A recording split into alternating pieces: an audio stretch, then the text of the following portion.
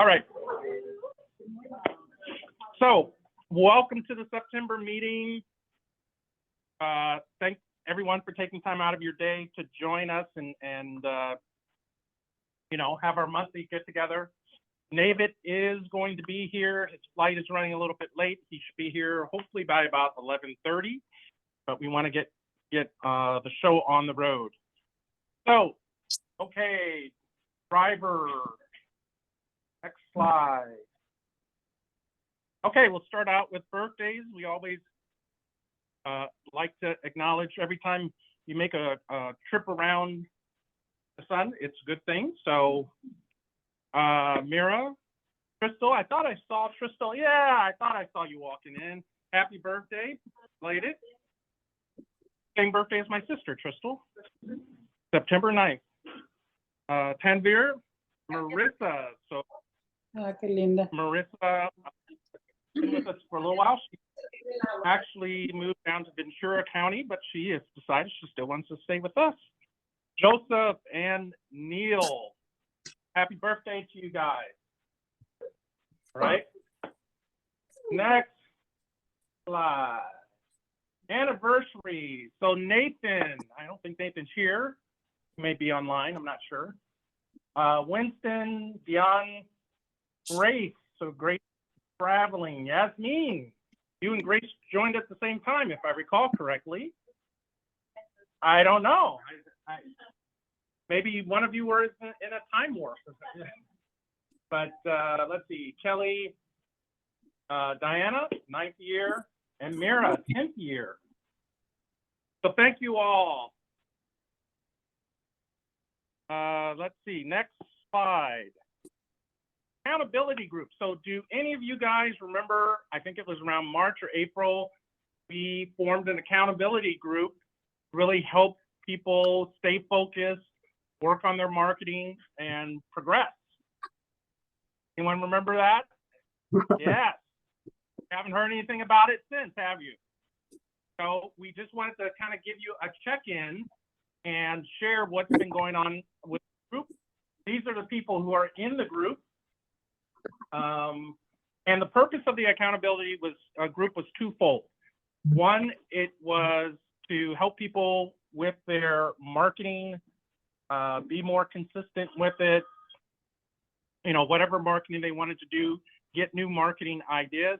And secondly, purpose was also to have that accountability and to have a group of people that will help you when you're in your trough. We'll call it a trough, right? This business is full of ups and downs.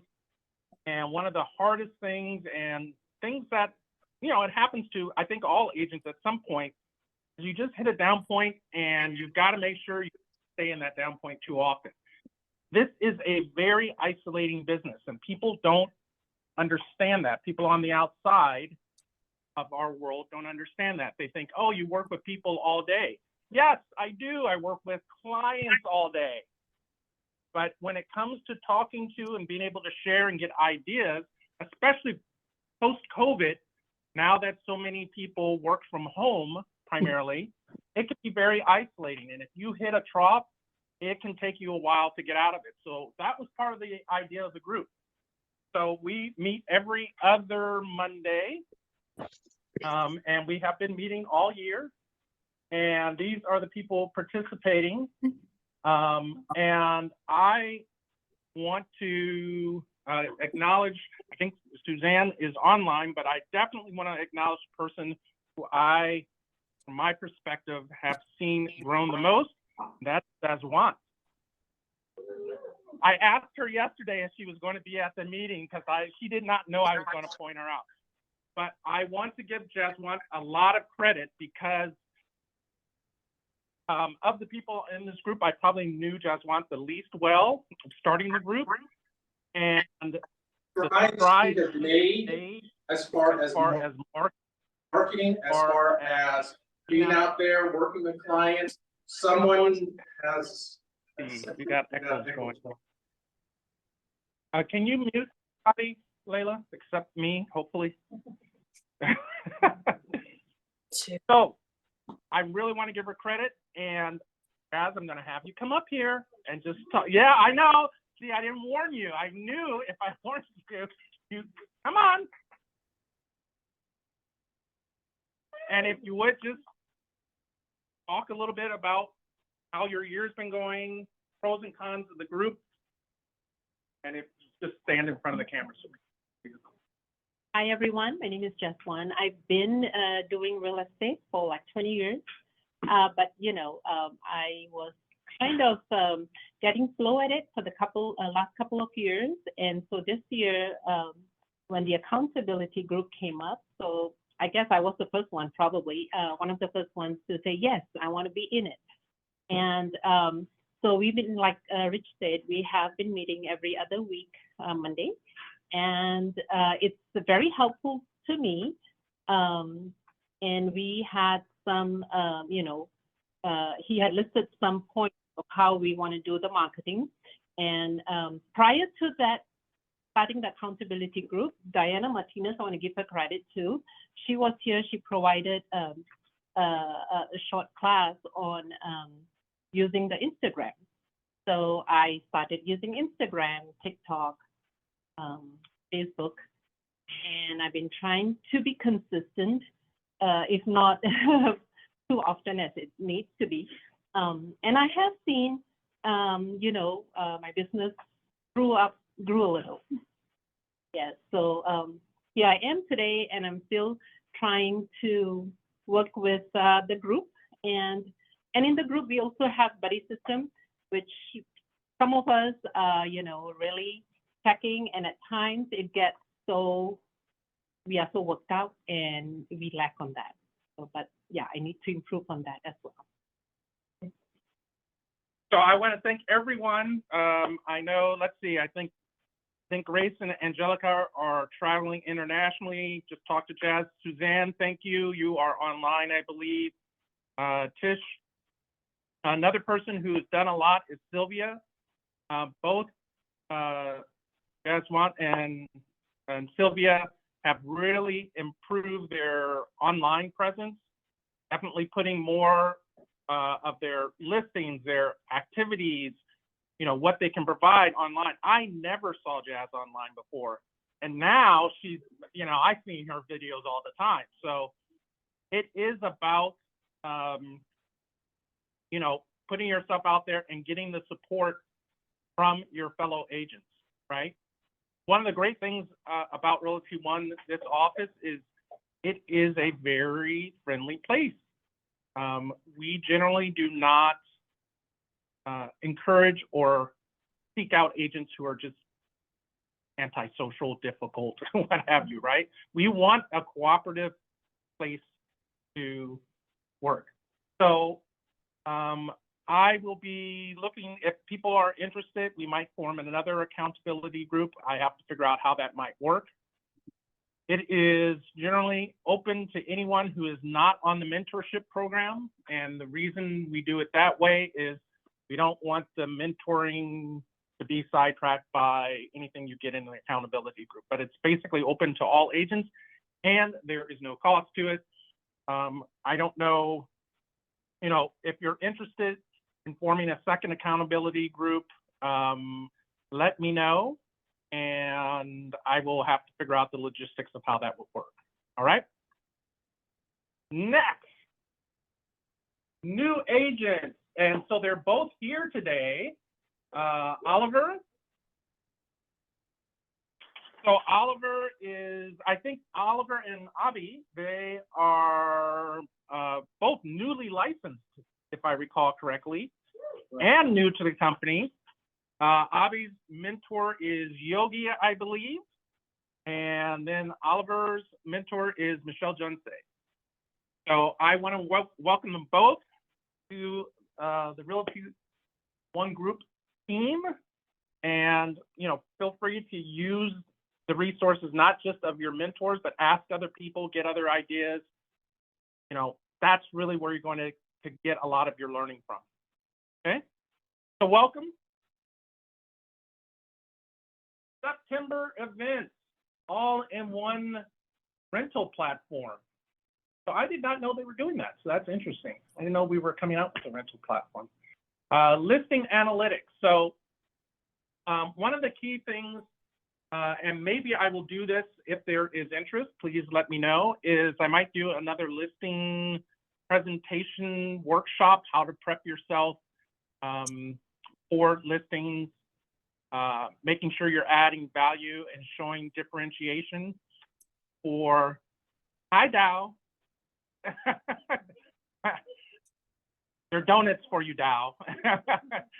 So if there's interest, please let me know, and I will create another listings presentation. I've done it before, but you know, it doesn't hurt to get refreshers, especially in the new world, the post-August 17th world. There's a forums workshop, One Talks Business Development workshop. I'm not sure what that one is. And then the home search guide. So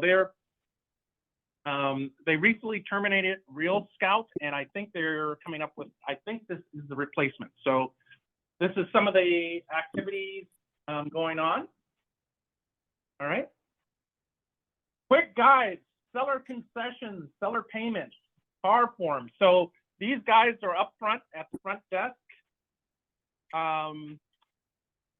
So what are people seeing out there as far as seller concessions? How is the new world order? 真係開始涼㗎啦，依家中秋之後。 Anyone online, or let me see, there's some chats. Let me check the chats. Go Jazz, okay. Nice to see you in Zoom. Okay, nice to see you guys. Any feedback on how things are going with the new changes as far as seller concessions and things like that? Anyone in Jazz?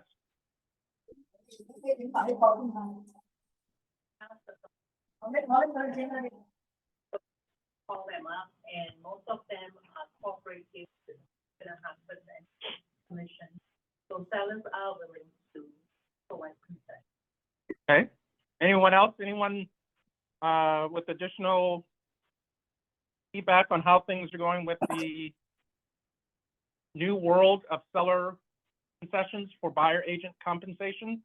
Does anyone run into a situation where it was like the seller is like, I'm not paying, I don't care what happened? What's going to happen? Yeah, I think it happened to us when we had a multiple offer situation.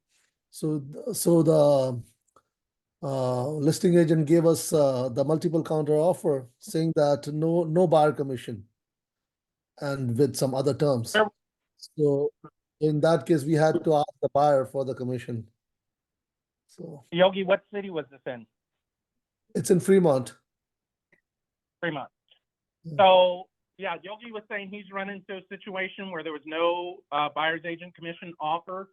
I think you are most likely going to see this in the more affluent 但係一 areas. 定係金記人排晒長龍，金牌冇人冇金記排晒長龍，金牌冇唔係金角冇人入去，冇乜人真係陰公，太明顯啦個比例，啲人情願排開隊都係個個可能覺得，梗係排隊嗰度啲嘢好食啲㗎啦。I can't mute.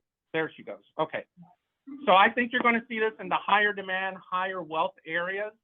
I think you're more likely to see this in the Fremont if you work in the peninsula or Santa Clara. You're more likely to see this in, you know, the higher end areas. I don't think you'll see it as much, you know, if you're working out in the valley, if you are working Solano or Central or Eastern Contra Costa. It's just a matter of economics. You know, when you're talking a $3 or $4 million house and someone is earning $1 million a year, they might have the resources to pay directly. But when you're talking a $600,000 house and someone is putting 5 or 10% down, then it becomes more of an issue, right? That is generally the pattern I think you're going to see. One of the things I'm going to encourage all of you is when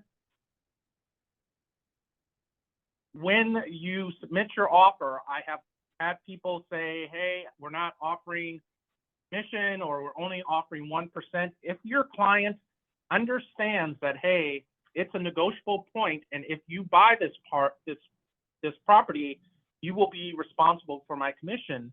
I would say, hey, even if they're offering 0, submit your offer with what you want.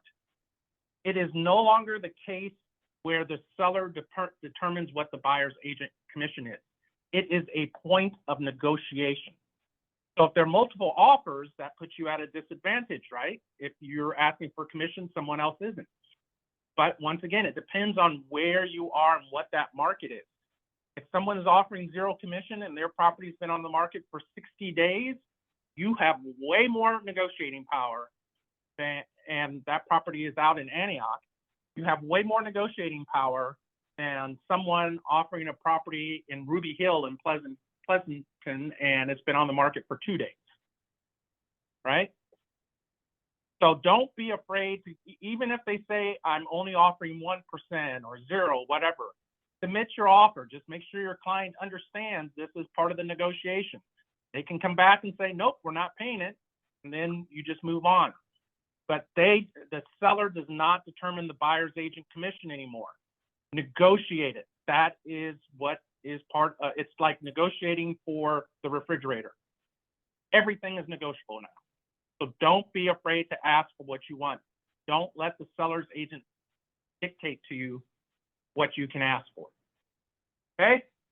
Any questions, any feedback? Let me see. I have some more in the chat. Let me see what's going on in the chat. Yes, it was over asking. Yeah, Yogi. Yep. Okay. Hey, Kang. All right. So let's next slide. So whipping through this meeting, I got to tell some Dow jokes just to slow it down so we can wait for David to get here. So congratulations to everyone in the Gold Club.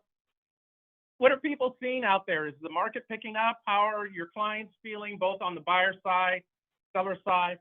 Gold Club are people who've done 1 transaction in the last month. So any feedback on what they're feeling and seeing in the market?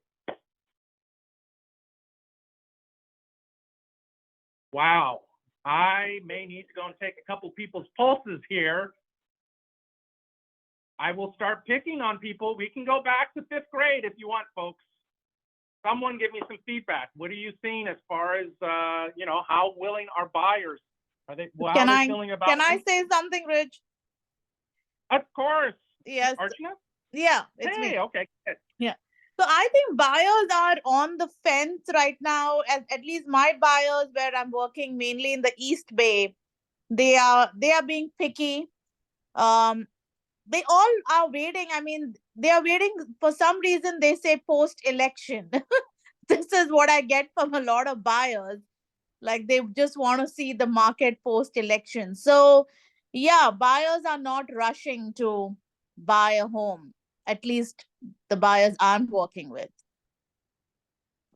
That's interesting. Can I say something? Else? Yeah, can I say Yeah, something? This is Tatiana. So I think Tatiana. it's based on price. So on my listing in Walnut Creek, it went pending in the matter of a week, and we got 4 offers. It went over asking. You just need to be very, very good with the pricing, because in the same neighborhood, there was an identical house that sat on the market 80 days, and mine went pending for a week. But the other one was overpriced. So yeah, it's all about the correct price, and there is willing buyers. Yeah, that's interesting. How's the condo market? I have had a condo on the market for almost 75 days. Anyone else having any condo challenges? Oh yeah, okay, lots of hands in the room. Condos. Oh, the Watergate? Yeah, the Watergate, yeah. Yeah, so I don't know. The whole election thing I think is interesting. You know, it's the psychology of people sometimes, you know, regardless of where you stand on the subject. It'll be interesting just. Hey, Rich, Yes, this is Mike O'Leary. The other thing I'm hearing is about, they were kind of waiting for today for the Fed's announcement. So I don't know if that's come out yet or not, but that's been on people's mind as well. Yeah, so a quarter point reduction is anticipated. Half point would be very exciting for a lot of people. So the quarter point has kind of been worked into mortgage rates already for the most part. So if it's, I haven't seen if the announcement has come out, but if it were 0, I think that markets would react very poorly to that. 25 basis points is what's expected. 50 basis points would be more than expected. So, you know, its announcement should be tomorrow. Okay, so, you know, my discussions with people, I've had a couple of buyer discussions, and my message is always the same. Don't try and outguess the market. Figure out what works for your life, and you know, take action based on what your needs and your life situation are. Because, you know, especially with buyers, we always get, oh, you know, I don't want to get into bidding. Okay, prices are too high. Okay, well, then interest rates go up. Oh, interest rates are too high. I'm going to wait until they go down. Look, here in the Bay Area, unless we have a major earthquake or there is an unbelievable housing boom, I don't see any huge drop in prices coming. And if you're waiting for low interest rates, you're going to get back into bidding. Pick your poison. You have to let your clients know that essentially they're picking their poison. And whether it's right, wrong, whatever your opinion about it is, Bay Area real estate generally only goes in one direction. So the sooner you get in the game, the more likely you are to benefit from it. No guarantees, of course, but trying to outguess the market and wait until you get low interest rates and low prices, you are going to be a skeleton, right? Those two things do not go together, especially in the Bay Area. Let me see, what else? I have a couple of people online in the chat.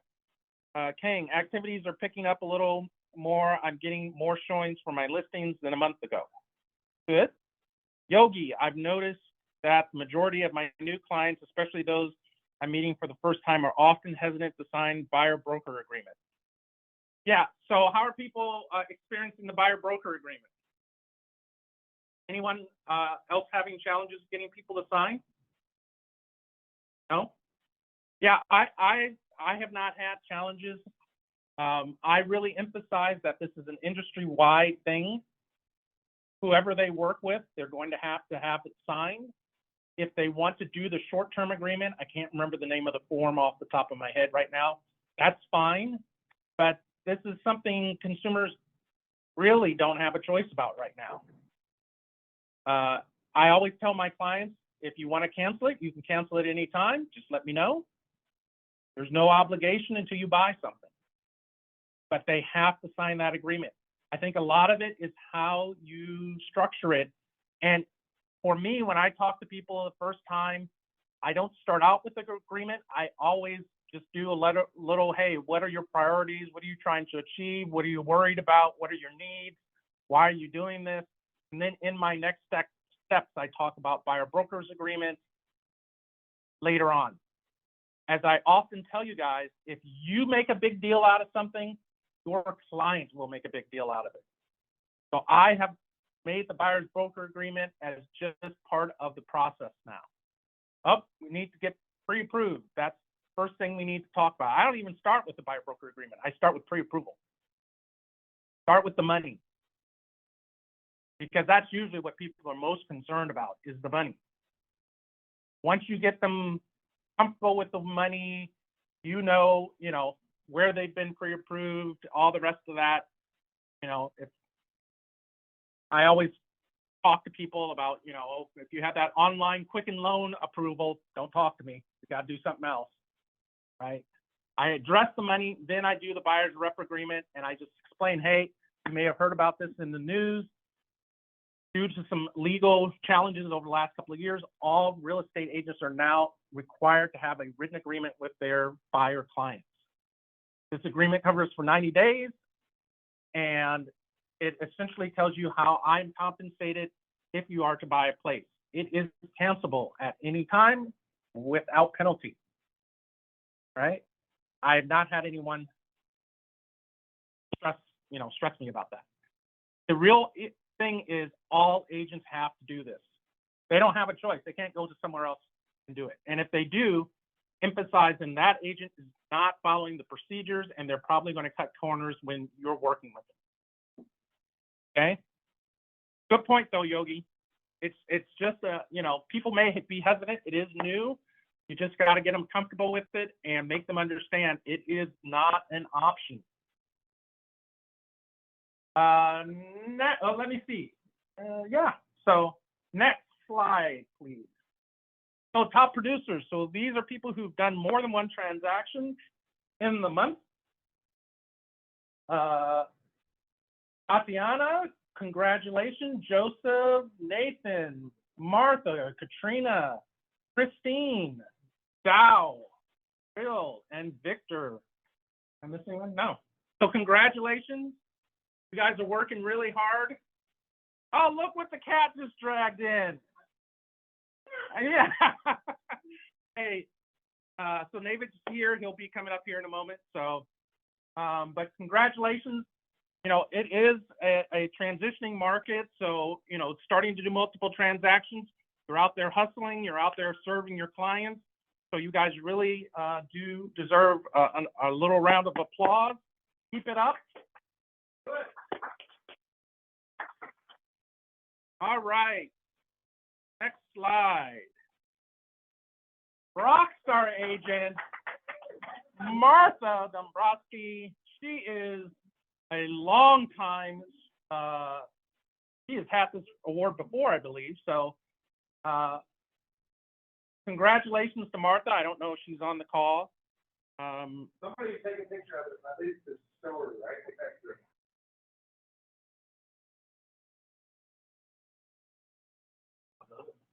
All right. Top lister, Christine. Christine has been on a tear this year.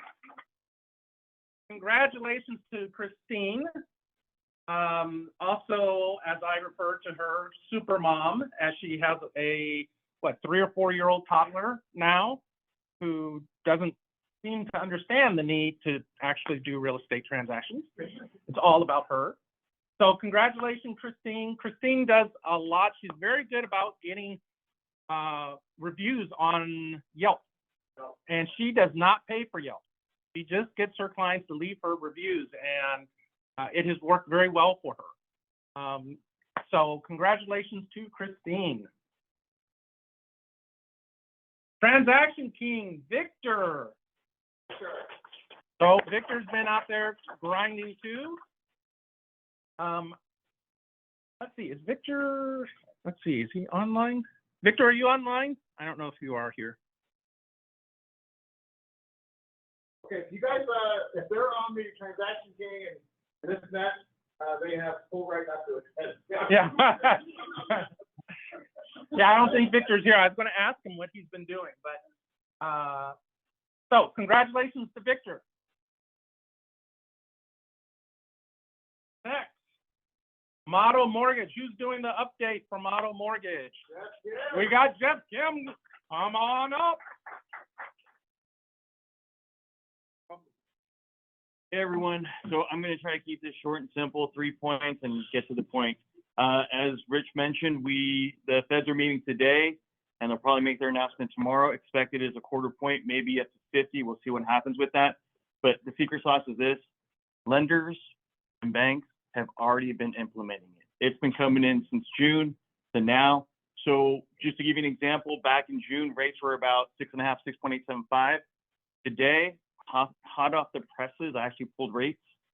So for conforming rates as of today, we can get you 5.5. For high conforming, we can go up to 5.875. For jumbos, another 5.875 with a cost of about $5,000.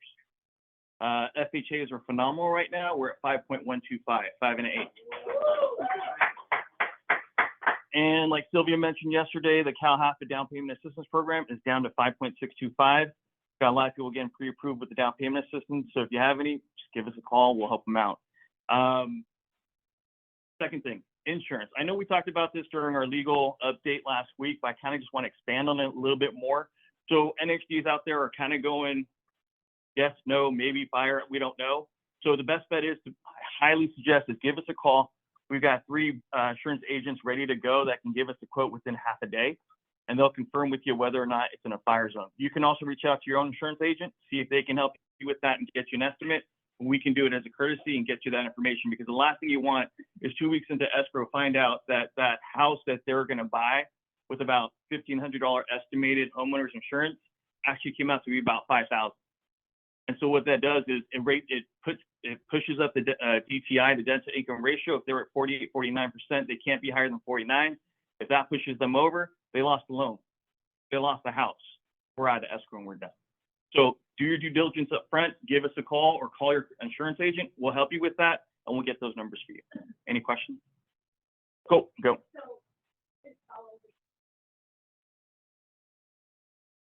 Nope. I've done that. I actually did that last year and I found out later that it was in a fire zone. So I don't even look at the HD anymore. I just call my agent and say, get me the numbers, let me know now. And there's a little bit of back and forth with that, because I know that David, last time we talked about last week, was basically some insurance agents will tell you, no, it's not. Other agents will tell you, yes, it is. I tend to go with the ones that say it's not, because it's lower insurance for you. But that's, yeah, but let your clients make that ultimate decision. We give them the 3 estimates, we discuss all of it with them, they make the ultimate decision. More times than not, they've gone with the lower one. I'm just letting you know. So that's on insurance.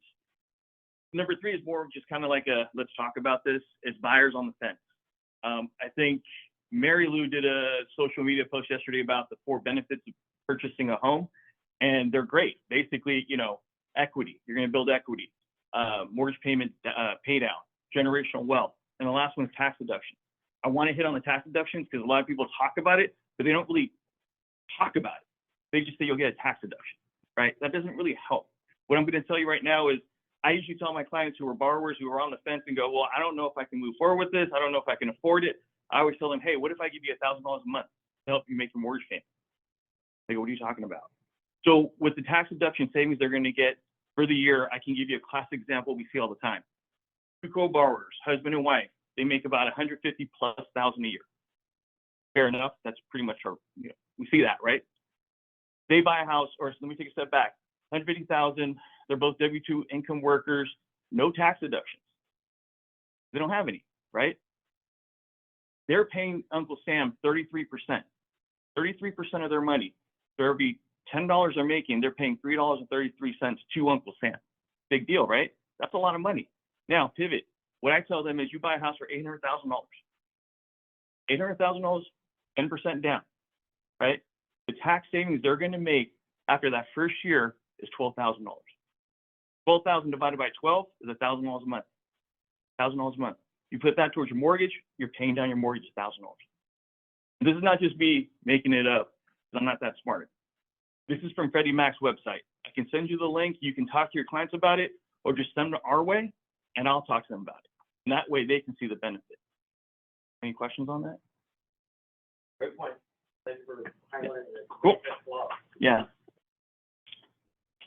So, and, you know, the model people really do have a lot of in-depth knowledge. You know, Jeff is really on top of stuff. We have a newer member of model, Yolanda. She specializes in a lot of stuff for people, and Christine, for people 55 plus.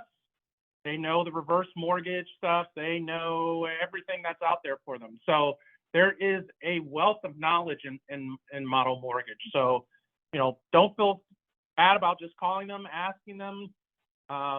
You know, they'll point you in the right direction. If they can take care of you, they'll do it themselves. If not, they will point you in the right direction, right? So really feel free to use them as a resource. Let me see, there are a couple of more messages. Oh, can you repeat your rate from FH? I don't know who FH is, but so I think you said it, the conforming was like 5 point. Yeah, we're conforming. We're at 5.5. 5.5 for conforming. 5.875. 5.875 for the high conforming. FHA is 6 or 5?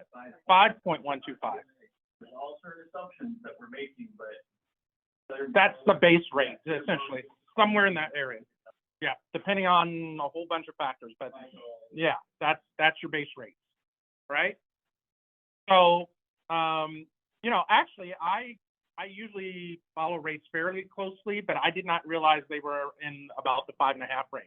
I knew they were under 6, around 6, but I didn't know they were 5.5. So, yes.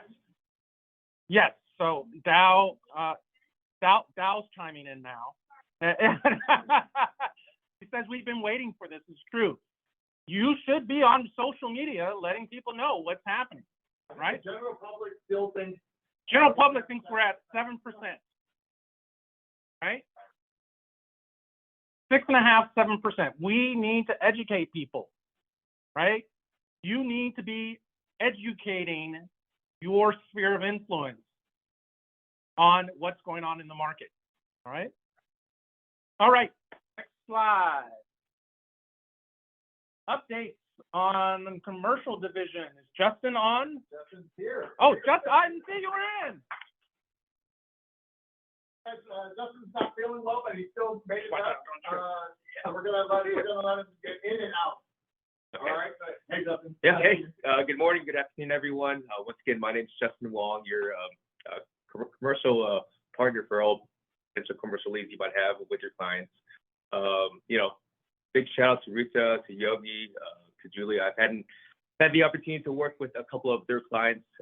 Opened a business in Plaza in Dublin. I also will be helping Julie with her clients listing a mixed-use property in Hayward off of Hesperian. And then I just closed out on a lease for a cell phone repair shop in Hayward with Yogi. So thank you so much for your consideration. Once again, we're within commercial real estate. I know you guys were talking about the elections come November time, and going back to investors, public perception within the Bay Area, with the city of Oakland and San Francisco, it is top of mind for a lot of investors. A lot of people are very curious to see some of the leadership that's going to happen moving forward for 2025. But also too, for the second half of the year, at least with my clients and with my investors, now as we head into 2025, what I'm noticing within the market is, the first half they were kind of waiting around, and I'm getting a lot more conversations on what's the next game plan ahead. In the San Francisco and East Bay markets, we're seeing a lot more deals in the second half of 2024 because it gets to a price point where a lot of buyers are taking advantage of the markets and getting some really good deals for moving forward. So once again, my name is Justin Wong. I do commercial leases, buy, sell. I'm very flexible. I think multifamily would be my bread and butter, but retail and office is something I'm more than happy to run with my system. So you guys, if anyone's asking, hey, do you guys have a commercial resource? We do. Justin's been great. He responds, which 99% of commercial do not. That's right. He does respond, and he will pay you a referral fee. So it'll be from their brokerage to our brokerage, right? And we get him enough deals. Maybe Justin will join. There'll be one group. And he's he's almost there. We just need a few more. Yes, now. Justin, yes.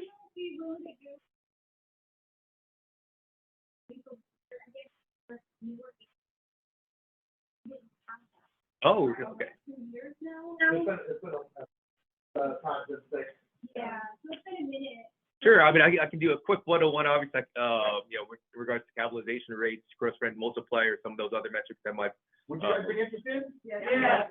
Okay, so all the terms, they sound a little funky, but they're very similar to the residential. They're parallel. Yeah, I mean, everyone has their niche, and when you really break it down, it's not hard, but at the same time, you just being familiarized with it. We're not asking you guys to do any underwriting on commercial loans or anything like that, but just to have an understanding that, hey, this is what it takes, because some of you guys may not know what's going on. And Jeff, he did a tough commercial deal for me, like one that was a shoebox deal, like everything was in a shoebox. And when I explained that, he didn't really think I was it was literally gonna be a shoebox, so he showed the gentleman that was referred to showed up with a shoebox. So with financials and things like that, but I think, maybe you can handle the commercial side of it, right? On the loan side and say, hey, this is what we're looking at for apartment complexes and things like that. Down, of course. Hey, David, people online can't hear you. Sorry, I'm gonna. Anyway, so quick question is because I have a lot of they do clients Sure. that have funds, but they need to know where they can put it. If we're not educated by it, it's not so much opportunity there, so that's why I was asking. Oh, yeah, no, of course. And So Yeah. let me repeat. So yeah, so the question or the statement was, hey, a lot of agents do have clients that might be interested in commercial or other types of opportunities, but we just don't know how to point them in the right direction, things like that. And that was, the suggestion about having a commercial class to help us identify potential good clients for commercial deals. So you don't have to do the deal, you just have to recognize when your client might be a good candidate for a commercial deal. okay, well, I would love to connect further for sure. Let me go up here to Brian real quick. Hmm. So, guys, half the time it's not asking the right questions, right? In terms of your clients, you're waiting for clients to say, hey, do you know a commercial guy? Just reach out and say, look, what about commercial? Do you have any commercial holdings? Are you interested in doing anything commercial? There's still a lot of equity in these homes that's just sitting there. What's it doing right now if it's just sitting, like if I've got a bunch of equity, let's say a $2 million house or $1 million house, and I'm sitting on $600,000-$700,000 worth of equity, what am I doing? What is it making me any money? Anybody? No, it's not. It's just sitting. I feel good, but why not tap into that? Maybe a HELOC, maybe something to pull something out, work with Justin, get an investment property. Dal is dying to say some more stuff. So Dal, why don't you come up here? Come on up, Dal. Come on. No, Dal, we don't speak, Dal, until you come up here. There's a lot of people who own rentals, Yeah. they don't want to do tenants anymore. Yes. How do you get the listing? Okay, so Minnie Mouse over there was saying something about how a lot of people have rentals, right? So if you got, let's say, 10 homes, 5 homes, 4 homes, and you're dealing with, tenants here, tenants there, tenants there, and then you're like, okay, this is driving me nuts. I've got a roof here, a roof there, plumber here, plumber there. Why not consolidate, buy a 10-unit apartment building? Why not buy a triple net, something? So there's a lot of conversations that you guys can have. And again, best way, reach out right now. Hey, do you know rates are falling? Rates are falling, rates are falling. So let's figure that out. Let's have that combination or conversation. The other thing too is, again, we covered this, but it's worth saying again, a lot of folks have that low interest rate, a sub-3 interest rate on their single family, but they've charged up their cards. They have charged and charged and charged, and now they have a lot of credit card debt. So guess what? Opportunity to sit down with the Imato folks and say, hey, we need to look at this. What can we do? You're supposed to be a solutions expert. We're not just looking for the low-hanging fruit all the time. Oh, you need to buy a house today? Oh, okay, fine. No, we got to think about what's the strategy, and then they keep coming back to you. So credit card debt is at its highest that it's been in the last, I think, 10 years now. Someone want to refute that, go ahead, but I think it's at that highest peak. So refis, that kind of stuff. And just because you may not get a deal on buying doesn't mean that you just tell your customer, oh, I can't help you. They might reach out to you about a refinance. Reach out and do that, but you have to solve the problem for them.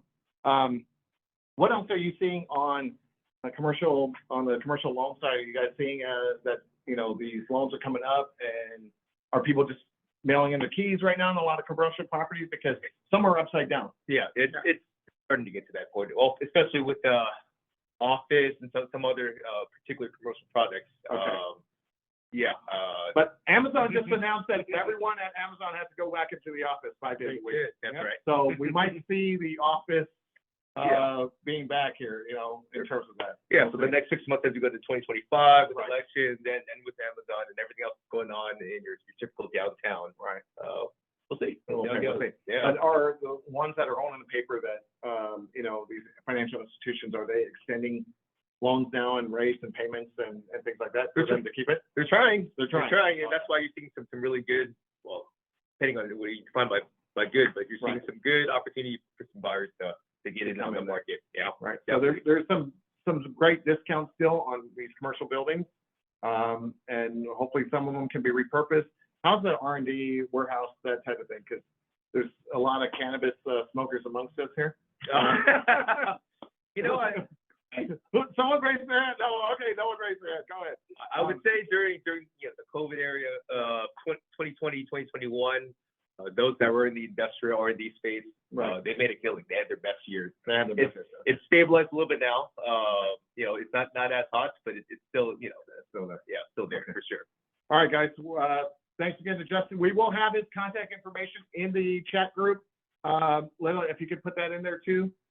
So reach out, and again, Justin, thank you for always responding. Of course, yeah. Via text and phone, and he's just a really nice guy, great guy, and I'm glad we got to get in touch with you, and look forward to doing some more deals with you. And I'll work with Justin to get like a mini introductory class set up Yeah, we'll talk a little bit more. Yeah. That'll be great. for agents, so you know what to look for and what kind of questions to ask your clients to see if they're candidates for That'd be commercial great. deals. Commercial 101. Let's Commercial. do it. Oh, on another note too, Yeah, please. my other hat, I'm on the national board for a nonprofit called ARIA, which is the Asian Real Estate Association. Asian Real Estate Association of America, and there's a chapter in the Greater East Bay.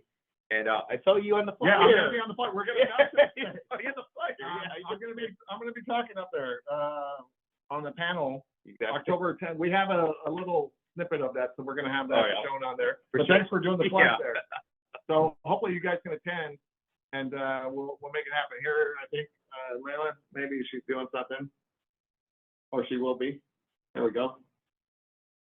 We'll see if it's there. Thank you. Can you get Justin's information, contact number?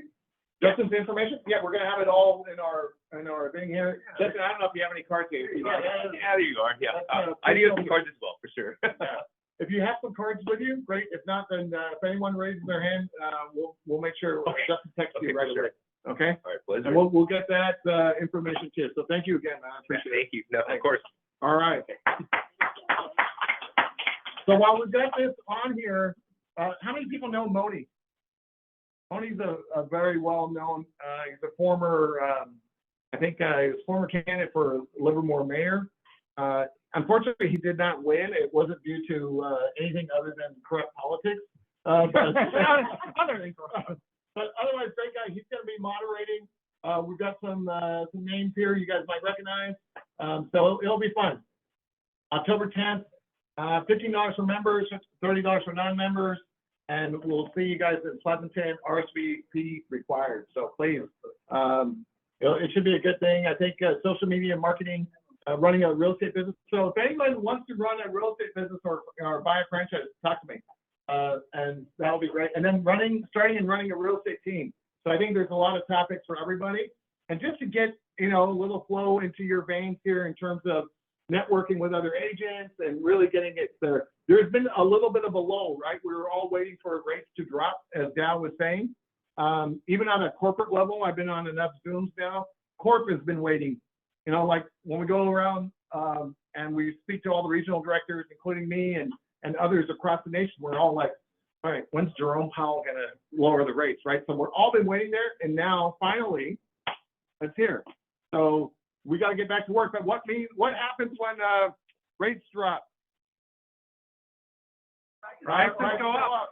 So for all of those that were 6 months ago, a year ago, said, buy the house, date the rate, right? That was great advice, because now those folks are going to refi and they won't have to clamor to get multiple offers. So get ready for multiple offers again, because it's going to happen. And it might go crazy, actually. So we'll see. And those sellers who have outgrown their house but have been staying there because of the rate, this is an opportunity for them to either move to Texas or find something else or downsize, right? Laker is still looking good right now, right? Feather Lakes or whatever, Feather River. What's it called down there? River something? What is it? River Island. River Island. River Island. Okay. So, by the way, there's a great pizza place in Ripon. If anyone ends up going there, it's Prime Pizza or something like that. It's the best pizza I've ever had. Oh, So, wow. it's really that good. I was like, oh my gosh, Ripon is sitting on and there's an ice cream parlor right next to it. Okay, what's the Does the office have tickets for the ARIA event for $15? I don't have tickets here, but you can register with Aria and join right there. And then So- Suzanne, can we put, yeah, well, Justin's information, I think, is in the chat. Did it get into the chat? Well, She's he's doing going to it do right it now, and otherwise, you can just call me or Layla or No, whoever. we'll have get it in there. We'll have it in there. We'll have the information. Yeah, and Justin, we've had it before too, so we'll make sure that it's in there, and you guys will see more of Justin here. What else? Okay, are we ready for? Whenever Layla gives me the clue, then we'll do that. In the meantime, I'm going to sign this document. Let's see. Crystal. So we have Crystal Garcia here. David, I'll let you. You want me to do this? Okay. I can. All right, I'll do it. So Crystal was bribed to come over here and talk to us. Crystal has a wealth of knowledge, but I wanted to talk to you guys about 2-3 issues that keep on coming up. One is when you're a listing agent and you're great at getting the listing, but you are a terrible designer, you're a terrible coordinator. It's likely that you always wear the same outfit. Like I try to stick with the same color so I don't get it wrong for the most part. So Crystal has this innate quality in her that she knows what colors go together, what things don't go together, what's the newest designs, what's the latest way to make a property look great. So that is a fantastic talent to have. So we're able to, through the introduction of, I hate to say this, but I want to give her credit, through Dow, Dow made the introduction through, you guys know that Hack, her brother, has a staging company. They do a lot of business with Redfin. Crystal was formerly with Redfin, so she understands that aspect of it. So we wanted to give her an opportunity to talk to you guys and not ask me to pick out your tile. So I'm joking, but still, there's those kind of things. So how many listing agents here would find that helpful? Right? That you guys can tell your potential client or your clients that, look, as part of our team, this is what you get also when you're trying to get a listing. But once you've got the listing, hey, I'm going to introduce you to Crystal. She's going to help us with this process. She's going to help us. She can do this in her sleep. Buyers, this is really important. Buyers that look at the house and go, oh, no, this is really ugly. This is dated. No. It's not ugly and dated. This is an opportunity for you to get this house, and this is what Crystal can help you envision, right? Because most people can't visualize what the home is going to look like. They know a little bit, but I bet you get this all the time. That's exactly what I was thinking, right? Once you come with this design, that's what I was thinking, right? Because that's a common phrase we hear all the time. So let's give you that. Talk about yourself, and don't be shy. All right? Welcome, Crystal. Actually, I'm going to have you come over here so you can be on camera here too. Okay? There you go. Because you got some online folks too. Hi, everyone. Yes, I'm Crystal Garcia, and I've been doing this for, about 6 years, a little bit over 6 years.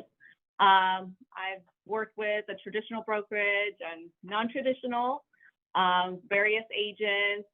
Some are hands-on. They know exactly what they want. Hey, Crystal, I just want to focus on this. Others are like, Crystal, take the lead. I don't know what to do here. So pretty much I can go in, talk to your clients and provide a scope saying, hey, this is how much it's going to cost to do X, Y, and Z. Give them a timeline. Sometimes a project could be as simple as staging and cleaning. Others are a little bit more, maybe a month to do. Just anything, really. Anything that comes up, any questions, feel free to reach out to me. I'm more than happy to help you guys. That way you guys can stay focused on getting more listings with, reaching out to more buyers. Like, let me take care of the renovation aspect. I'm there. I have all the vendors. I'm there on site. I send updates to you and your clients. People like to be, get visual, get some photos. They love that. They like to see the progress. But yeah. Let's go Yeah, through some of your slides here too, sorry. Oh, we've got some more, one more slide here that we're gonna grab. There we go. Just to give you guys some idea on some of the past projects that Crystal's done.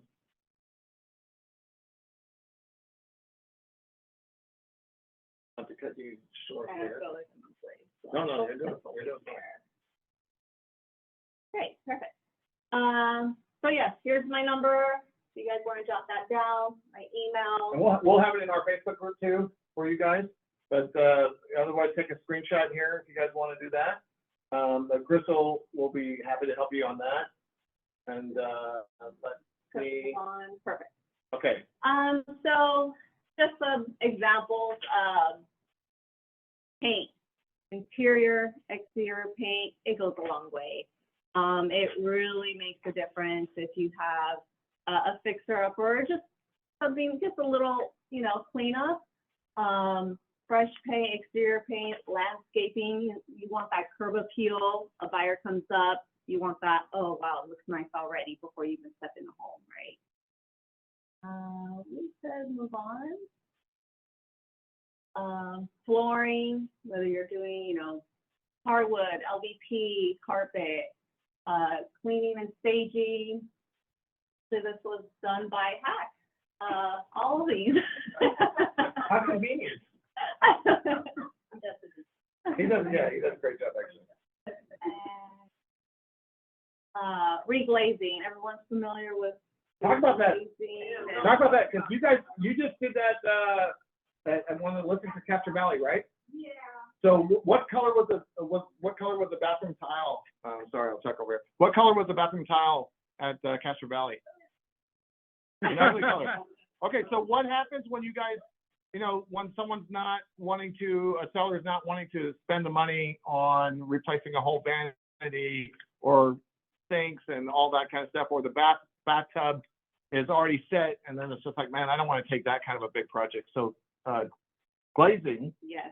Reglazing? Reglazing. Reglazing. It looks like new tile or a new vanity, and it gets the job done. Versus spending thousands of dollars. Oh, I'm sorry about online people. Yeah, so instead of spending thousands of dollars on a remodel, just come in, get the reglazing done. Sometimes you could change the shower enclosure if they have a little bit more spending money to spare.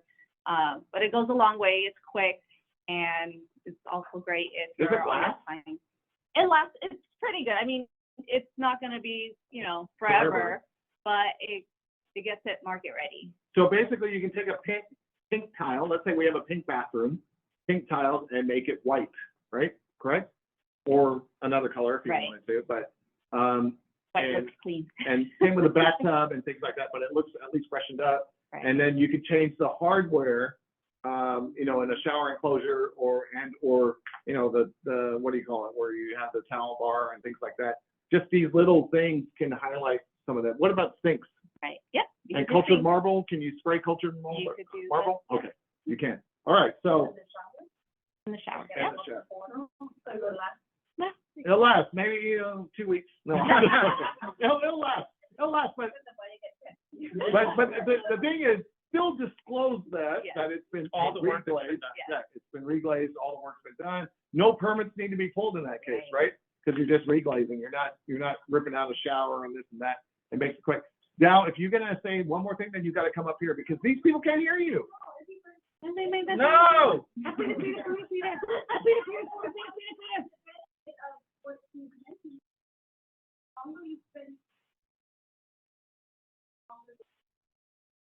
Okay, so I'm gonna be nice and I'm gonna say what Dow said. She wants a McRib. No. She said the longer that the property is, getting renovated, the longer it's gonna take to put it on the market to get it sold, right? So this is a quicker step to be able to do it. But some properties, reglazing wouldn't help them anyway. They really need to be done right. Great. Let's see, appliances. I mean, sometimes you guys may see like the white appliances, and sometimes it's even mixed, like you have stainless steel, white, black, all have. What's the newest trend? Educate us, please. Is it still stainless steel? Is still the way to go? Yeah. Okay, all right. Okay, let's keep going to the next slide, please. So yeah, so pretty much, you could always pitch to your clients like, hey, I have my design project coordinator manager, and I'd like to bring her in to that way she could do a walkthrough of your home and put in some line items, and her recommendations, or you could say our recommendations.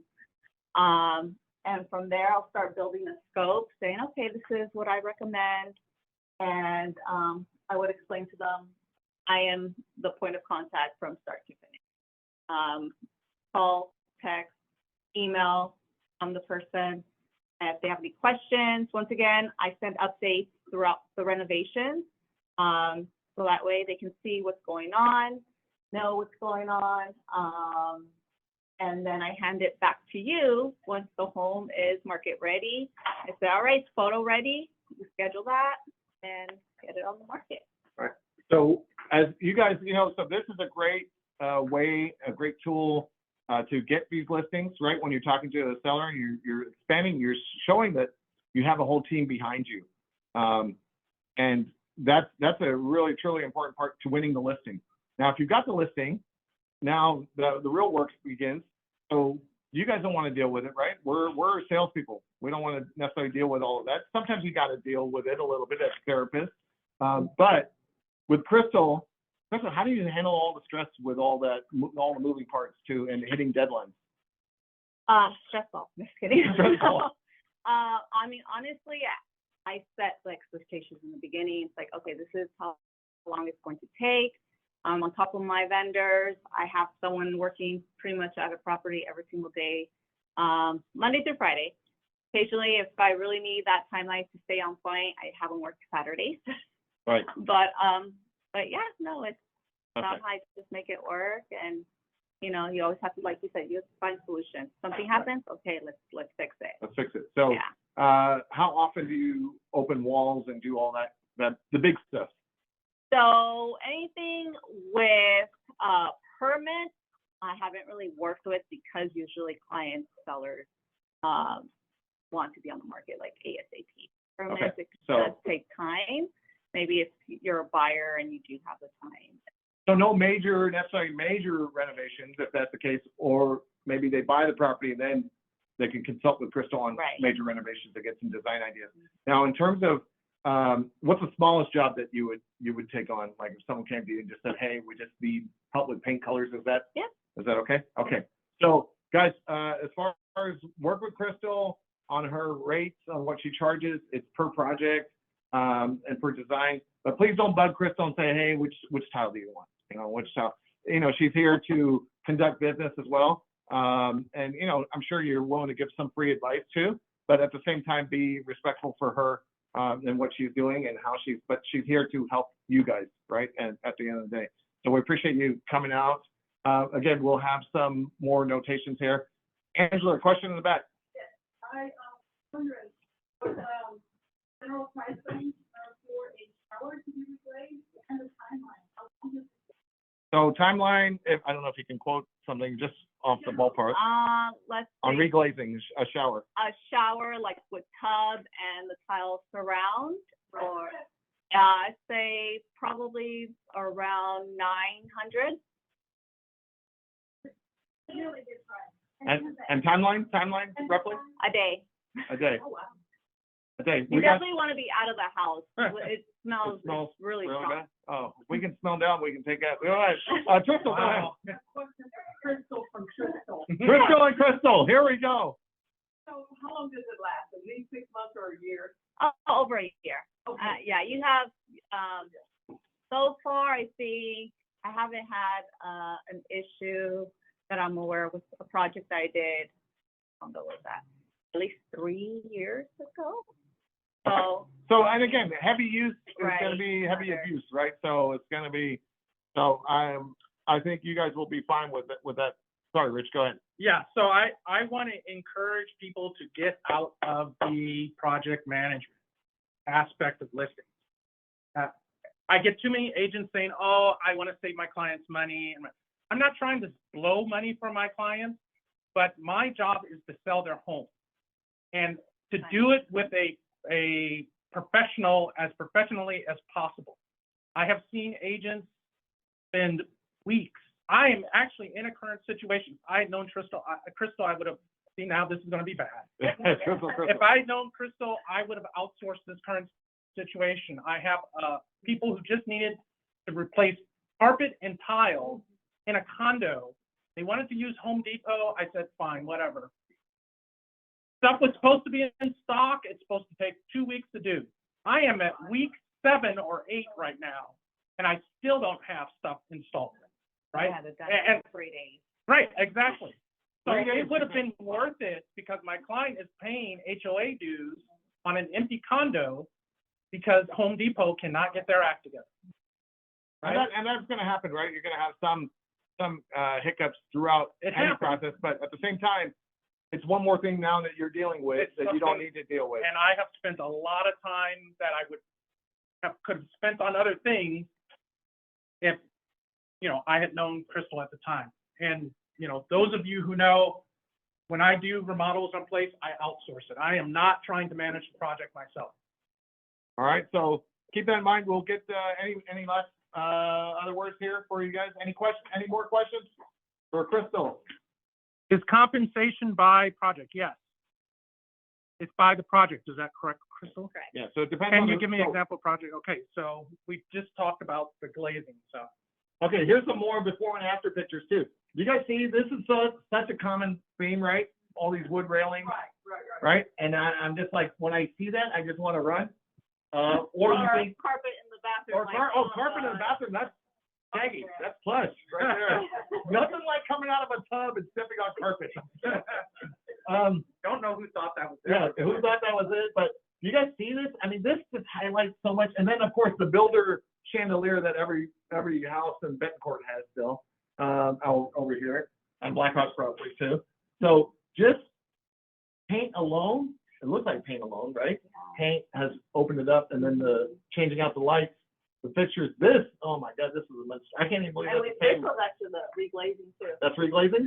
Is this the Crystal? I'm sorry, what do you call it? The Castro Valley house that you guys? No. Okay. This one was actually in, I don't know. Yeah. In San Ramon. Okay, same here. So maybe engineered wood or LVP or what is it? LVP. So that's, ripping out carpet, things like that. It's not gonna, okay, that's the other picture right here too. I like that too. So it changes the whole setting right there. I love it. We updated all the pictures. So guys, again, when you're doing your listing presentation, most agents are not going to go there. So maybe you can talk to Crystal and see that, hey, I'm going on this listing presentation. I've got a lot going on here. Here's a potential chance. Maybe would you be open to piggybacking with someone potentially and seeing? Yeah. Especially if you know that the house is dated and this and that, and you can say, look, I will bring my designer with you, because she becomes your designer at that point. They don't get her without you. So you have to understand that, right? And you respect that relationship. Absolutely. Right. So that's the whole thing. And then, we can use that ammunition. Sorry, here's some more pictures. If you want to walk us through here. Yes, this one we did.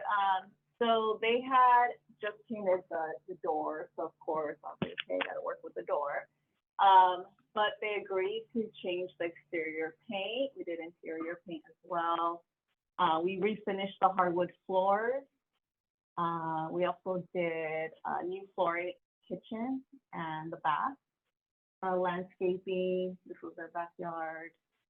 And then cleaning, staging. Yeah, this one was altogether, I believe this one was $40,000. The last slide was $30,000 job, just to get an idea. Right. Yeah. So some can be more, some can be less. Do you have any contractors that would be willing to get paid at escrow? I was actually just talking to one this morning. I did a walkthrough actually with Yasmin's potential listing in Newark. Oh, nice. So I asked him if he would work with with us at close of escrow. I said yes. Okay, so if a seller is tight on cash and they don't have the funds, or they're just like, hey, I don't want to do it, can we work out something? So Crystal's got those vendors that will be willing to get paid at the end at escrow. So that makes it really nice too, right? Isn't that that's a big win? That's definitely a big win. If the seller decides not to sell because they fall in love with the home, then a mechanics lien will be filed. Okay.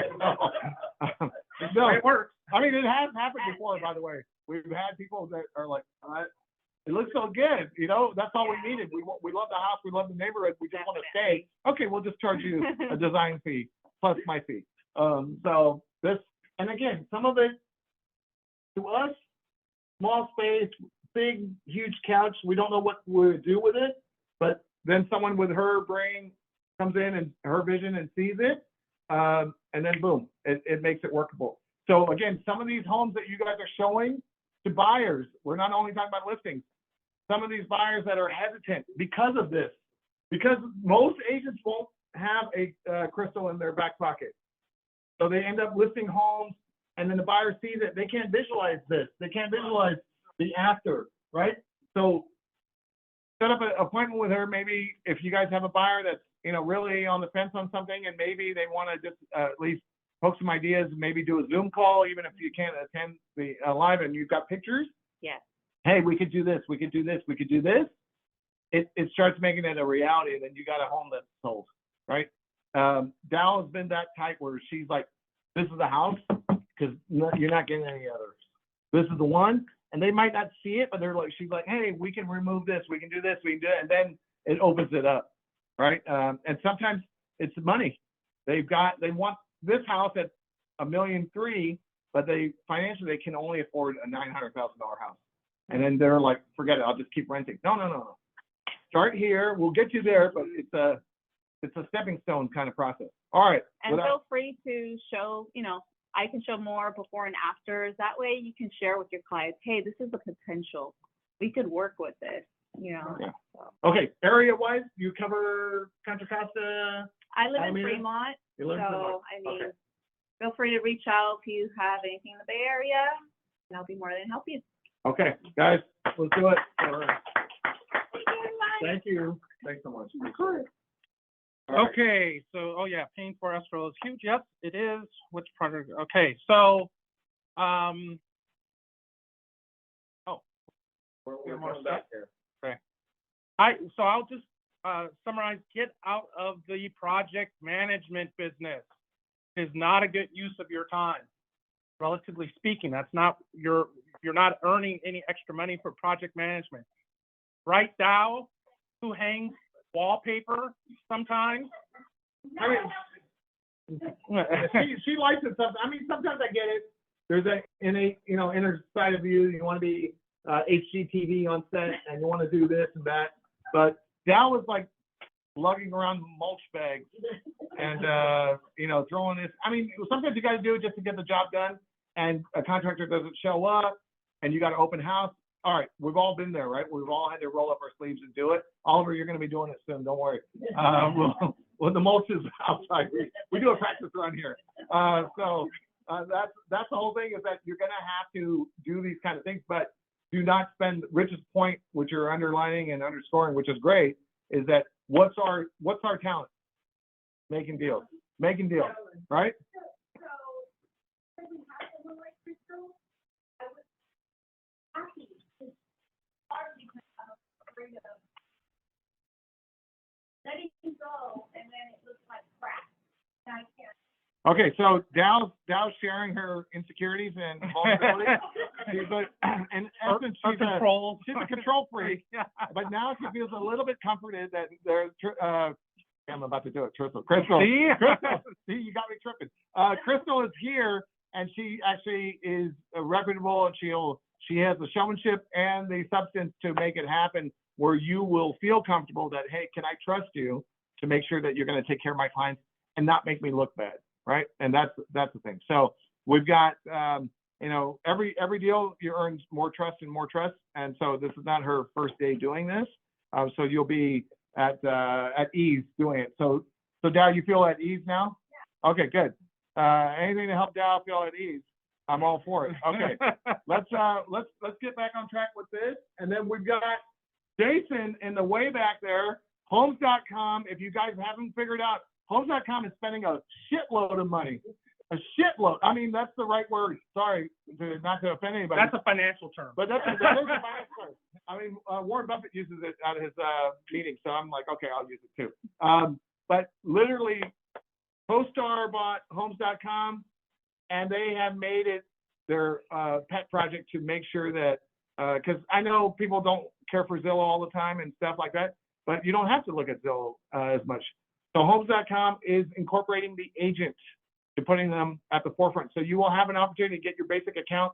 If you don't need a, I mean, you should get a Premier account, but at the same time, Jason has been here before.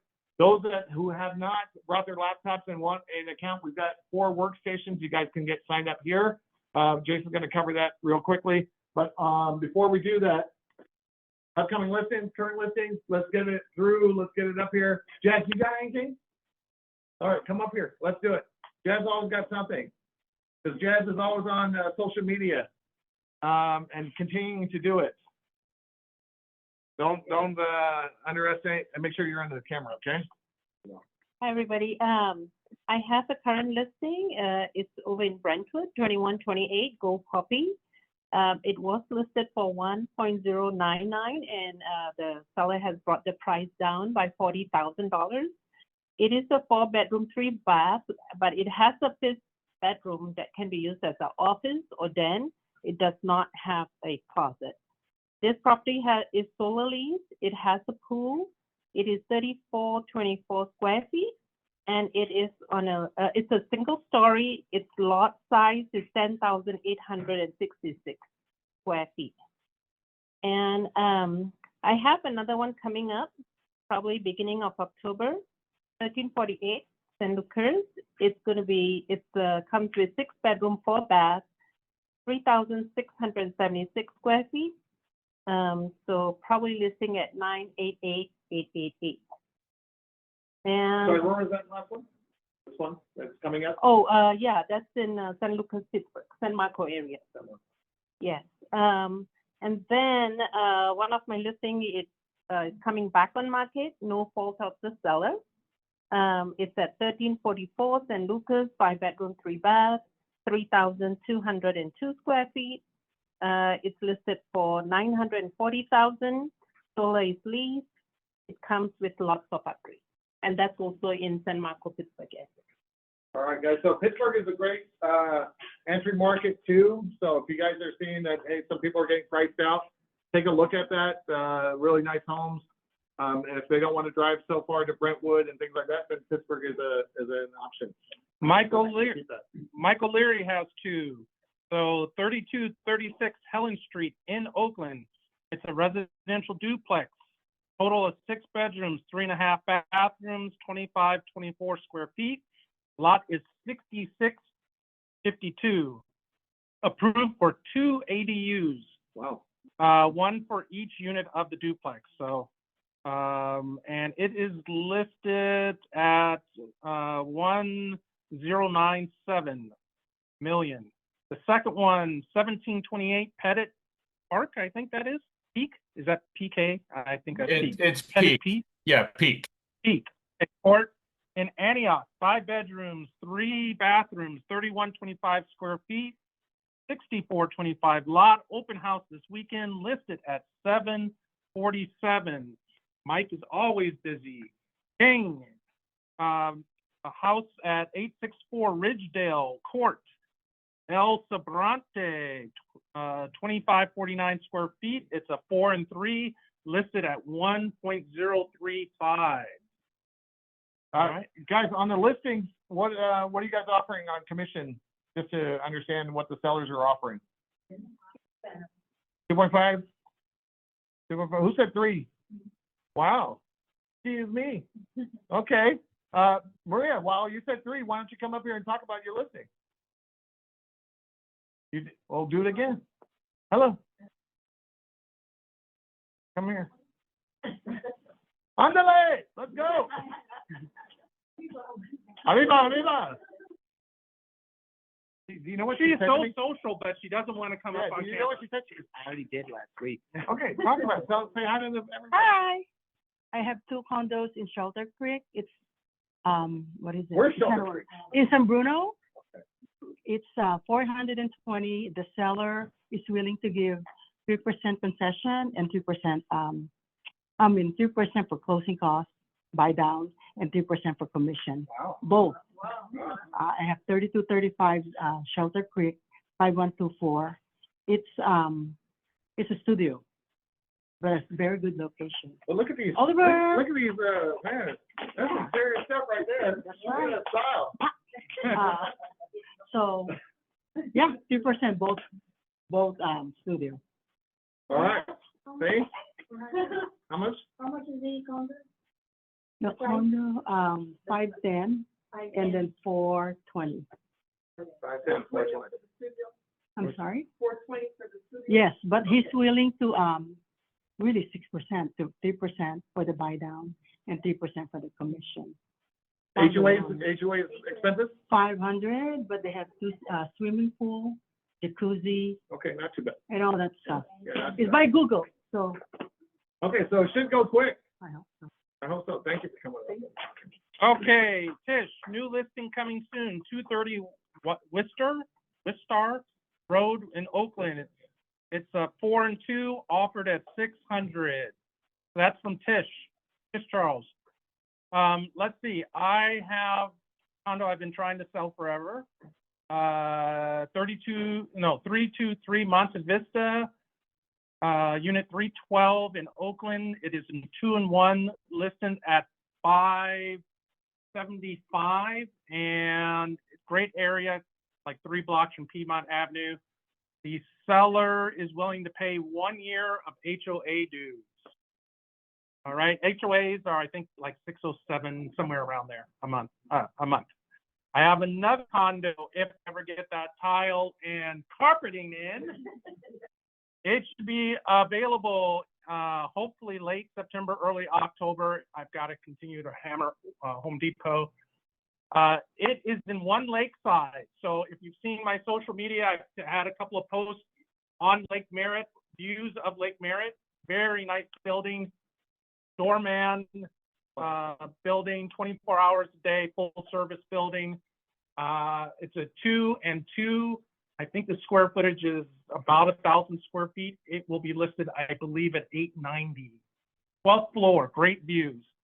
I have a home in Vallejo in Glen Cove. I can think of the neighborhood name for a second.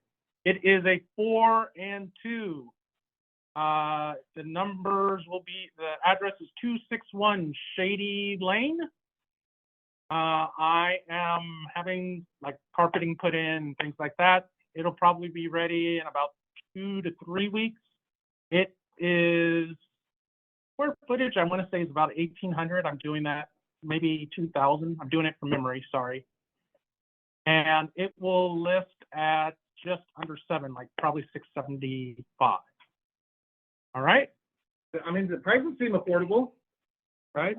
Yeah. Those are good prices. So, all right, and we've got Angela. Angela deserves some special recognition. I believe this is your first listing. Yes. Yay, that one. Yay. All right, you guys. So help me get this one like smoothly out the door. So this is a 2-bedroom, 2-bath condo in Concord. So you're like going, ooh, close to commute. Yes, you are correct.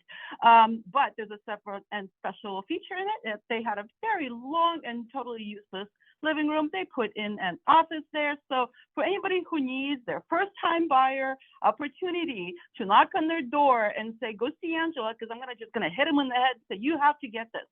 Anyway, it is on the 2nd floor. It is light and bright, and it's even lighter and brighter because Dow sent me her paint guy, and he is awesome. I have to say cheers to him, and thank you so much. He fixed a few little things, and it's going to be awesome. So if you have a first-time buyer, please send them to me. So here are the stats. The HOA is 14, I believe, maybe plus minus $2. My numbers are getting close. I'm out. If you don't know, I'm. You're my mentor. You should have fixed this before I got up here. No, it's my fault. The square footage 914. Okay, HOA we just discussed. So it is really, really cute, and it's going to be even cuter in about a week. So What are you please, listing it at? we're listing it at $399. Think of it. Like, come on. $399. Yeah, Wow. it's a condo, you guys. Come on. That's Anyway. Bay Area pocket change. I swear to God, you have somebody who's commuting from like who knows where, Botswana, whatever. Bring them over. This is where they want to be because I timed it.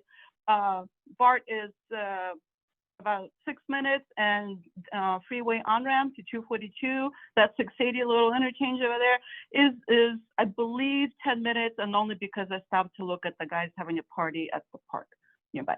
Anyway. I'm a girl. I hope it. Anyway, Angela, let me know. Okay. Thank you. Does that have a garage or is it carport? It is a carport. Carport. That's fine. Okay, I think I asked you this about it when you said coming soon. Laundry on that one. Okay, I'm back. She's back. Sorry, my brain just thought about laundry. He did ask, and I actually hounded all the residents in the complex. Apparently, it is not that complicated to have a unit, the little, double-decker ones, put in.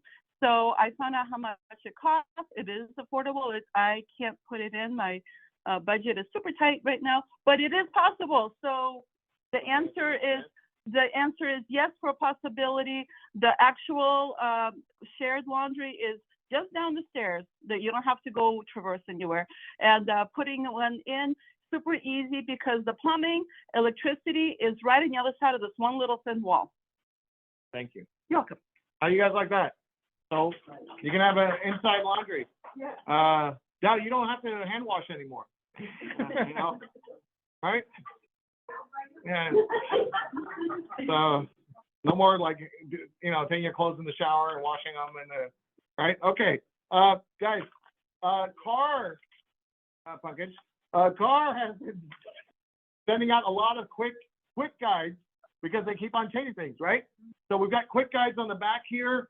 One new quick guide that came out, and I'm going to post it today, is about unrepresented buyers. So let's say the listing agent's in the room. You have a buyer come in, they go, hey, we want to write. So I'm going to give you, I'm going to see who's smart here. Let's do a true or false question here. If a unrepresented buyer comes to Rich's listing, Rich is hosting an open house, and he's like, and Rich, you're a welcoming guy. You're always like, hey, come on in, take a look. And the conversation Sign my open house thing. Yes. Sign the open house thing. If they don't want to sign, don't sign. Okay.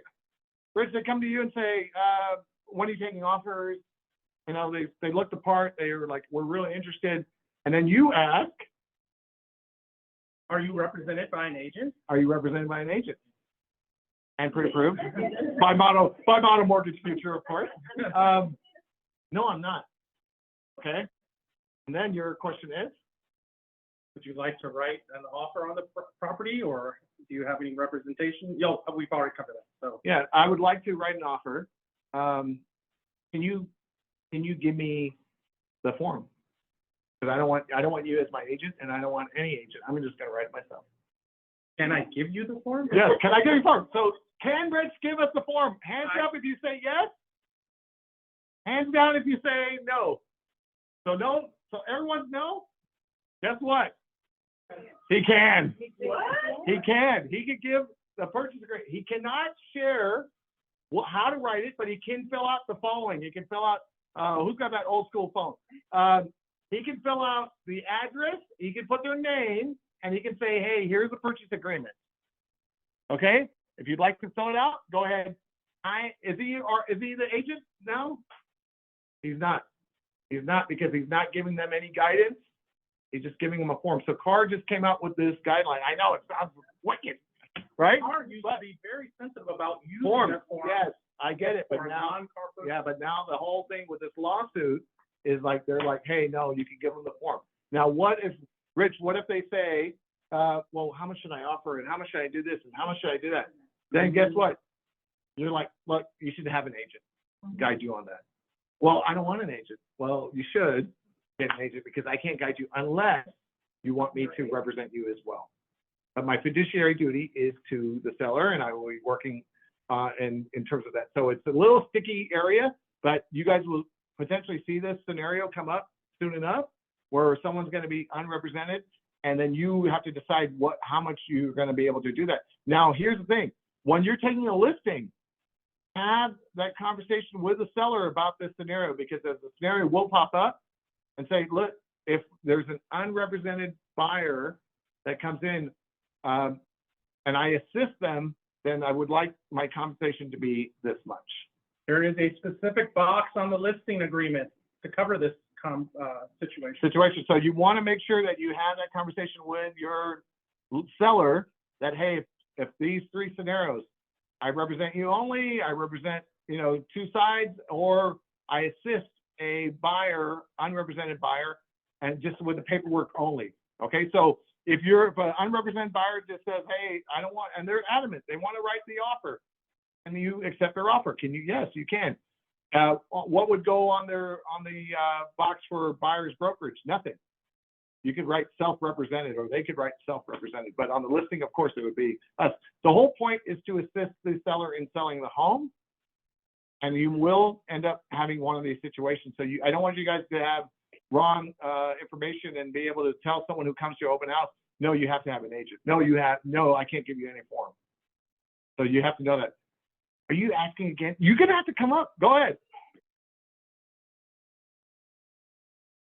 I was asking a question, guys. Hold on. I should pick her up and carry her. Yeah, carry her here. The buyer represents no agent or attorney to represent them. Because they don't know what they're doing, it leaves us very open, or it just opens up more liability and more issues for my seller. Right. Can the seller say they can just reject it, that the liability fits, and they are not. Okay, the question is, can the seller just reject an unrepresented buyer's offer because they just, will have to be, what he calls, handheld throughout the whole thing, and they just don't want to deal with it. Yeah, the seller can reject any offer for any reason, right? It doesn't matter if that's the case. But again, if you have a property that's sitting and it's the 89th day, and it's not and this person's here, guess what? You better make a deal, right?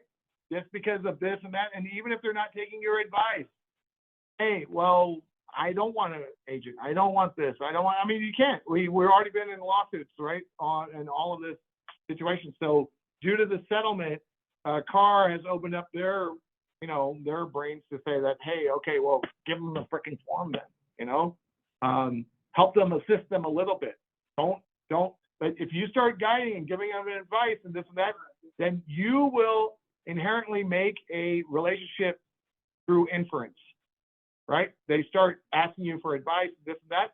You have to be crystal clear and say, look, hey, crystal clear. I'm sure you haven't heard that before. So look, I cannot give you advice because I'm not your agent.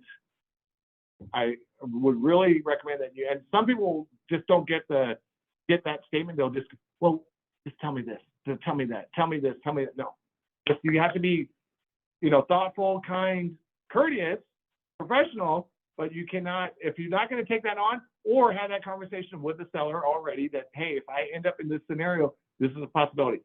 You had your hand up. Yeah, so suppose the buyer without the big figure of the purchase contract, hand over to me and I look at it, it's filled out, wrong, but I'm back.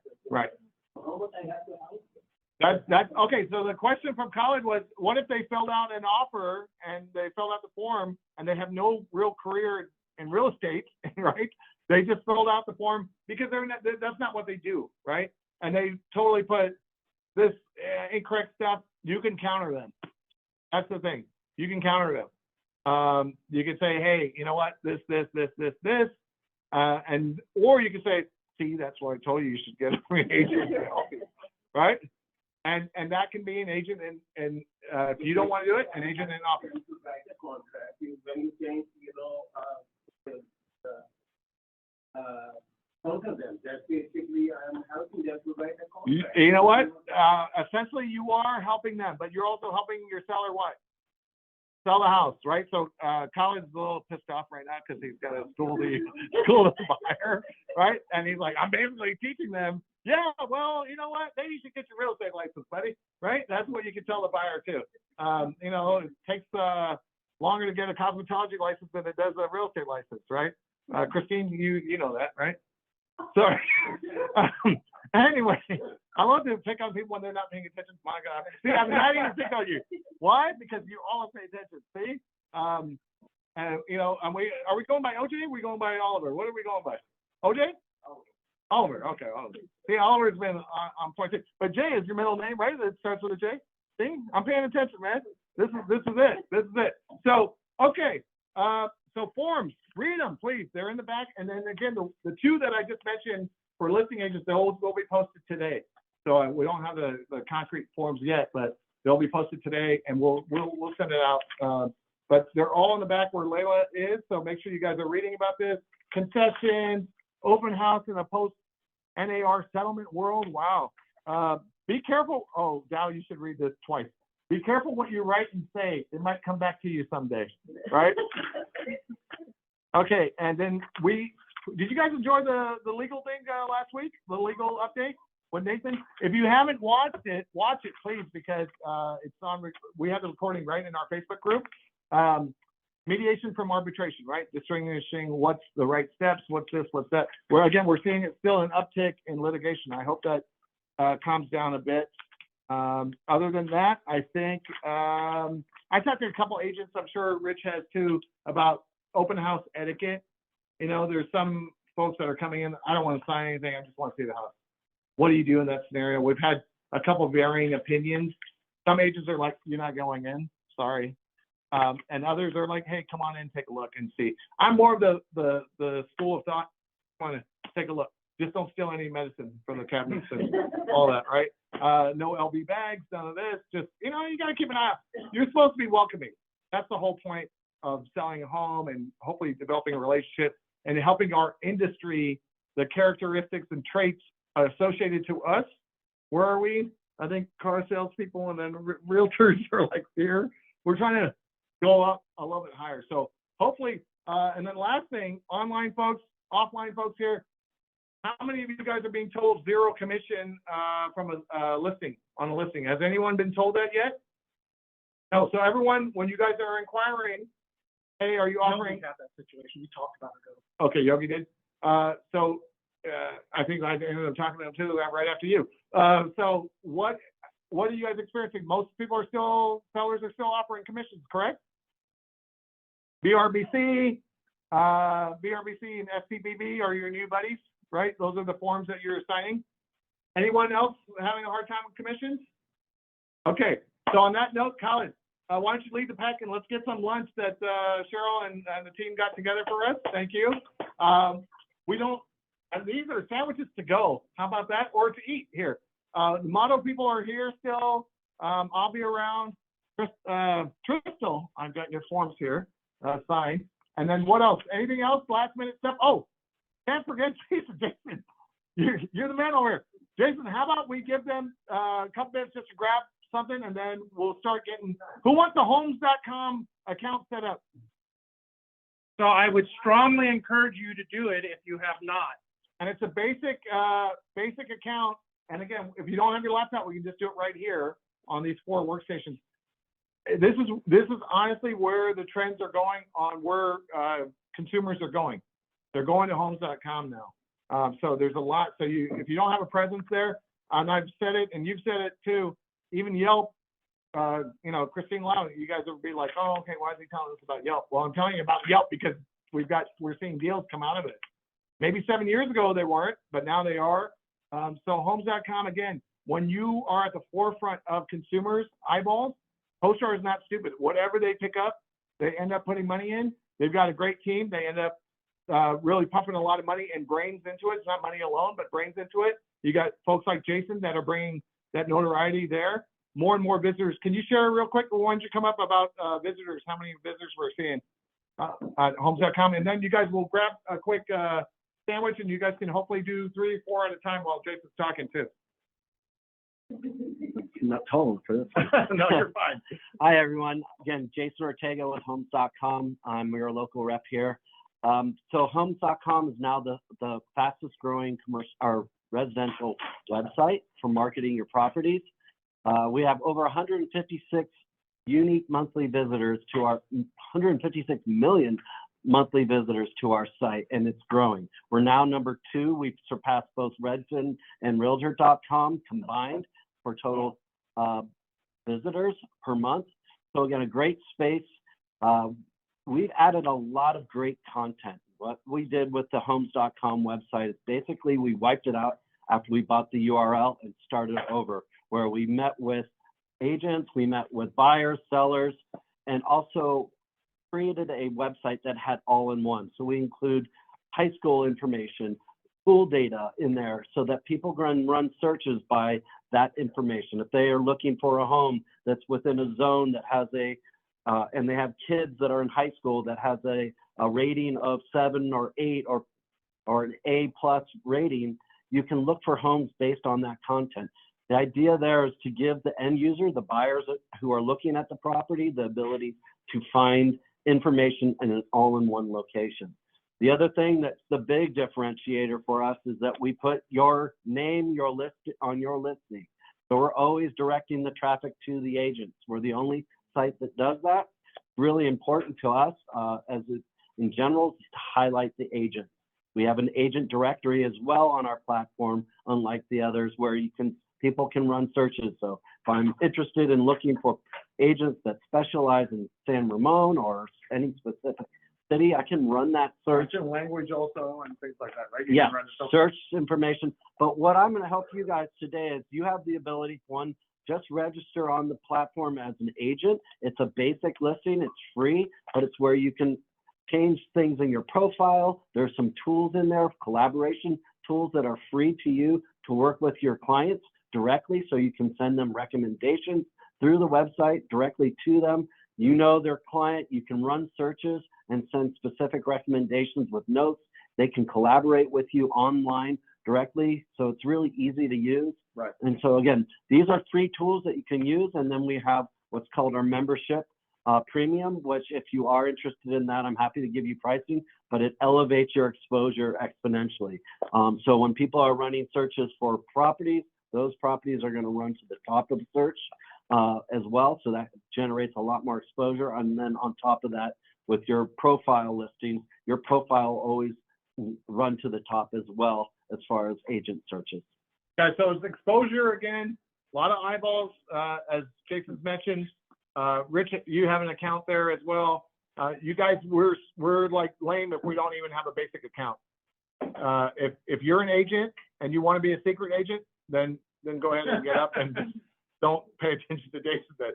But if you're an agent that wants exposure with the free tools, with the potential that you see, hey, all right, maybe I want to elevate my membership, but at least I appreciate the fact that you guys at least have a free option. But one of the biggest things that he said, right, when you have a listing, you get the exposure on Homes.com. You don't get the exposure like that on Zillow or somewhere else.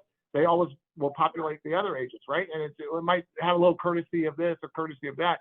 That's a big game changer too. We do not sell your leads to any others, meaning it's your listing, your lead. So if somebody clicks on, I want to look at or contact an agent, that number actually goes directly to you. That email goes directly to you, and we don't farm out those leads. Okay, that's okay. I didn't even know that about that.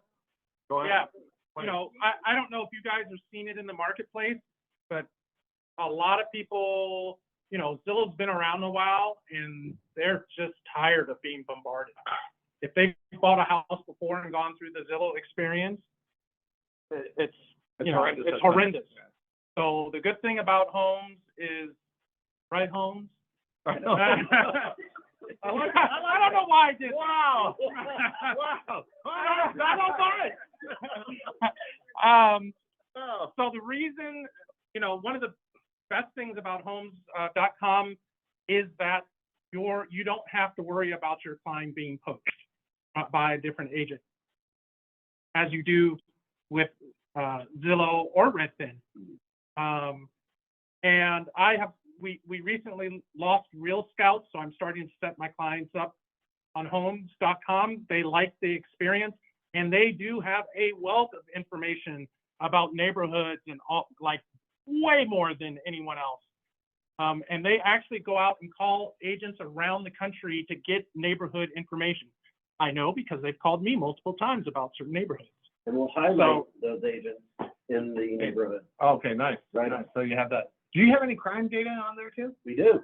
Okay, crime data is still one of those things that gets overlooked, right? And you're like, hey, it's a touchy subject. You don't want to always highlight the fact that there's customer molester down 4 doors down, to your client, right? They're supposed to do their own investigation. So at least on this part, it figures it out too. One other thing. If you Yeah, don't please. mind. No, come on. Come back over here. So. Sure. Is so also on our platform too, when you're running searches for homes, there's some layering features like fire danger. So you can actually layer in and see which homes are in fire danger areas versus non-fire danger.